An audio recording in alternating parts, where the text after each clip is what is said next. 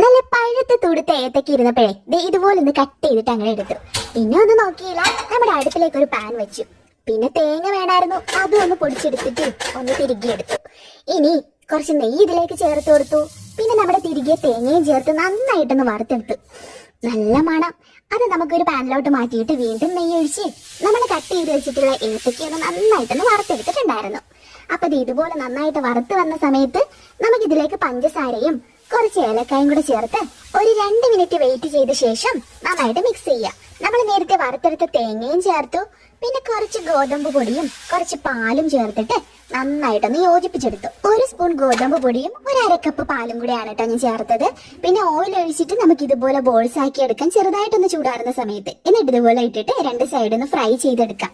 മിക്കപ്പോഴും വീട്ടിലുണ്ടാക്കുന്ന ഒരു റെസിപ്പിയാണ്, ട്രൈ ചെയ്യുക. നല്ല അടിപൊളി ടേസ്റ്റ്. നല്ല പഴുത്ത് തുടുത്ത ഏത്തക്ക ഇരുന്നപ്പോഴേ ദേ ഇതുപോലെ ഒന്ന് കട്ട് ചെയ്തിട്ട് അങ്ങനെ എടുത്തു. പിന്നെ ഒന്നും നോക്കിയില്ല, നമ്മുടെ അടുപ്പിലേക്ക് ഒരു പാൻ വെച്ചു.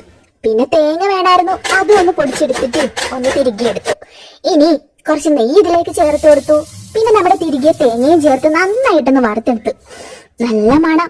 അത് നമുക്കൊരു പാനിലോട്ട് മാറ്റിയിട്ട് വീണ്ടും നെയ്യ് ഒഴിച്ച് നമ്മൾ കട്ട് ചെയ്ത് വെച്ചിട്ടുള്ള ഏത്തക്കയൊന്ന് നന്നായിട്ടൊന്ന് വറുത്തെടുത്തിട്ടുണ്ടായിരുന്നു.